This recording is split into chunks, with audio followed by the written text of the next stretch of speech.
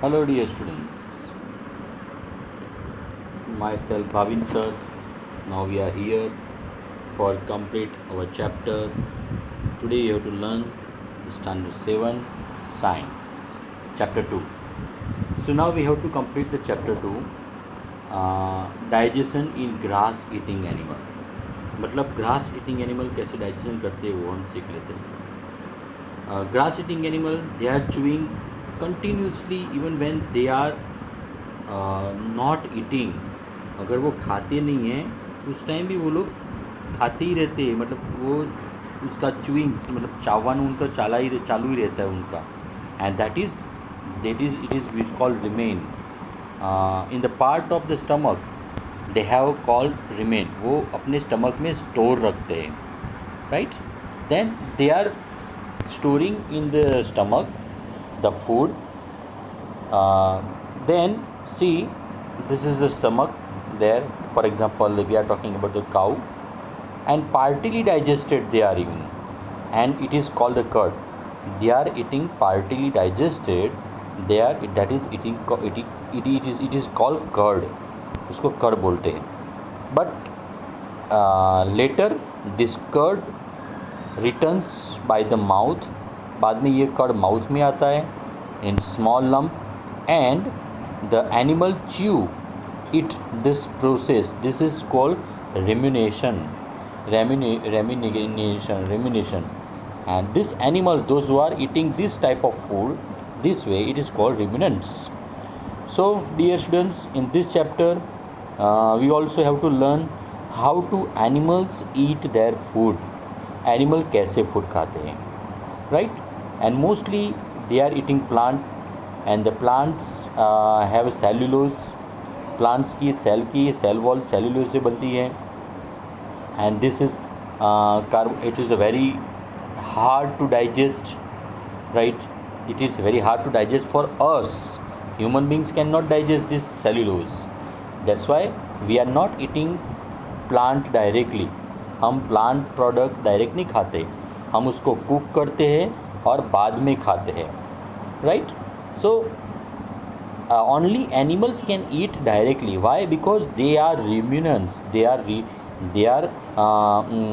eating the food partially. That means थोड़े divide time में divide करके खाते हैं वो लोग. काऊ क्या करती है? काऊ थोड़ा ग्रास खाती है, ये अपने पेट में स्टमक में स्टोर करती है, फिर वो बाहर निकालती है और मुंह से उसका चालू ही रहता है, right. So ruminants have large structure that is called caecum between small intestine and large intestine. Small intestine और लार्ज इंटेस्टाइन के बीच में कैल्शियम होता है, that is a large structure. And the cellulose of the digested here, यहाँ पे cellulose digest होता है. And bacteria are present not present in this. इनके स्टमक में बैक्टीरिया प्रेजेंट होते हैं जो सेलुलोज डाइजेस्ट करते हैं. बट हमारे स्टमक में, दैट मीन्स ह्यूमन बींग के स्टमक में ऐसे बैक्टीरिया नहीं होते जो सेलुलोज डाइजेस्ट कर पाए. That's why we are not taking food plant product directly, right. So this way by this system their plants are eating food. Cow, buffalo, camel, horse, most of all the animals, they are taking food in this way. Now dear students, we have to talk about some other animal, some unicellular animal. That means the animal which have only one cell. ऐसा animal कि जिसका one cell होता है, that is unicellular animals. अब हम unicellular animal की बात करें, for example amoeba. So amoeba, paramecium, euglena, chlamydomonas, those are unicellular organisms. Now amoeba is a very microscopic organism, मतलब वेरी स्मॉल, बहुत छोटा ऑर्गेनिजम्स होता है. And then has a cell membrane, and then they have roundable nucleus and many small but vacuoles are present. Amoeba continuously change it shape. उसका proper shape नहीं होता है, उसका फिंगर लाइक प्रोजेक्शन होते हैं, that is known as pseudopodia. Here spelling what is written here, PSE DOPODIA. It is known as pseudopodia. So this amoeba having this is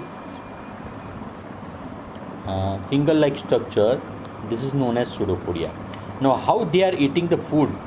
अब वो digestion कैसे करते देख लो. Food comes to over here. For example food यहाँ पे आया, ऐसे ये स्पेस पहले यही थी.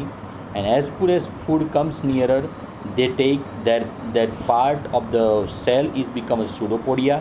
और फूड अंदर की तरफ जाता है और धीरे धीरे फूड अंदर आ जाएगा, like this is here. And then this side is covered, मतलब वो जॉइंट हो जाएगी, right. And then inside there are some food vacuoles, मतलब बहुत स्पेस होती है वहाँ पे, यह फूड अंदर चला जाता है, right. So this way food pushes out inside the pseudopodia around by the help of pseudopodia. Pseudopodia food को अंदर की तरफ खींचता है. And food particles and then engulfs it. Engulf मतलब फूड पार्टिकल्स वो निगल जाते हैं, अंदर चला जाता है. In this way the food becomes trapped. Trap मतलब फूड पकड़ में आ जाता है, and that is known as food vacuoles. So the food traps in a food vacuoles. अंदर फूड ट्रैप करने के लिए फूड वैक्यूल्स होते हैं. वैक्यूल्स मतलब स्पेस होती है. This way digestive juices are secreted into the food vacuoles and they act the food and break down into the smaller substance, right. And this way absorption substance are used in a growth of maintenance and multiplication. The undigested residue of the food is accepted outside by the vacuoles. तो unicellular organisms में they are eating food in this way, right. And then what is the main part help to the digestion of the food? For amoeba, this pseudopodia is finger-like structure. So dear students, this way ruminants and then microorganisms can complete the food in this way, right. They are eating food with this way. तो हमने देखा कि digestion plant में कैसे होता है, animals में कैसे होता है, मतलब ह्यूमन बीइंग में कैसे होता है, एनिमल्स में काऊ बफेलो में कैसे होता है, and how the food get digested in unicellular organisms. Now I will show you some blanks and the exercise you have to write in your notebook. आपको नोटबुक में अभी एक्सरसाइज लिखना है. मैं उसका फ़ोटो भी सेंड कर दूँगा, अभी वीडियो में देता हूँ, आप उसको देखो, रीडिंग करो और वीडियो पॉज करके लिख देना है. Okay, let's start. Now see, everyone must write this blank. ये ब्लैंक्स आपको नोटबुक में लिखनी नहीं है. Yes, this is your homework. This blank you write in your notebook. Then this true or false और blanks everyone must write down. this is in your notebook. ये notebook में लिख देना है, देख लो बराबर. और mostly it is given in the text book. आपके टेक्स्ट बुक में दिया ही हुआ है, लेकिन दैट इज़ ही with answer I kept here. Then you write down this section, another page also the question is given, that also you write down. ये matching भी आपको करना है. Okay, so everyone must write this. Question number 4 तक आपको लिख देना है. आंसर मैंने लिखा हुआ है.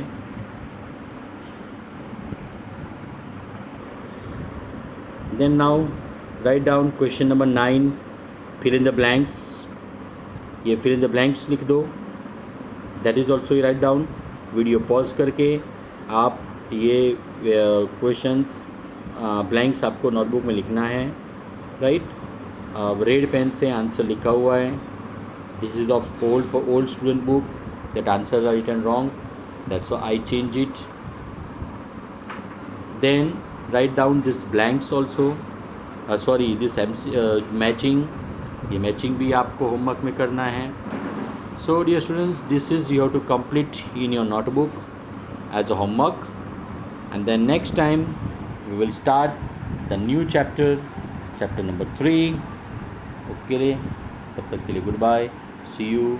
और होमवर्क करने के बाद वीडियो को लाइक करना, सब्सक्राइब करना मत भूलना. Bye bye.